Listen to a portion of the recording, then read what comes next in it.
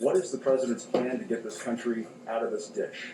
Yeah, this president is the jobs president. This president got us to a place where we had the lowest employment rate in the history of this country, historic lows for Black Americans, Hispanic Americans, the disabled, veterans.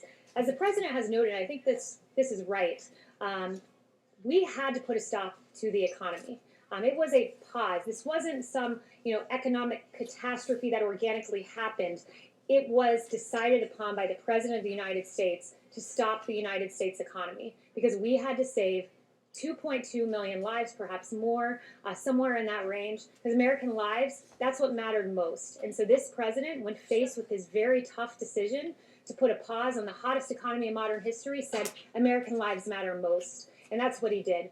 And I can tell you this, the president that got us to the hottest economy in modern history, he's done it once, and he can do it again. What's the plan? We're going to work with Congress. We're going to come up with, hopefully, a phase 4. We encourage the House to maybe reconvene soon. It'd be helpful if Nancy Pelosi was here. But thus far, what we've done is the PPP, of course, Paycheck Protection Program, that has really kept a lot of employees on the payroll. 60 million employees, roughly half of the workforce in the private sector in this country, have been kept on payroll thanks to that measure. But going forward, principles like deregulation, principles like lowering taxes. The president has mentioned a payroll tax pause, which would be a great thing for the American people. There are a lot of proposals being entertained. I don't want to get ahead of the president, but I can tell you.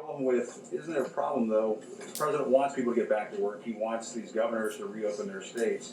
But if Americans aren't comfortable going to restaurants, and movie theaters, or the beach, or whatever, how do you get this economy moving again? What's the plan? I can tell you there's a lot of pent-up demand in this country. There's a lot of people who do want to go out to restaurants, who do want to go out to movies, who do want to go back to their jobs.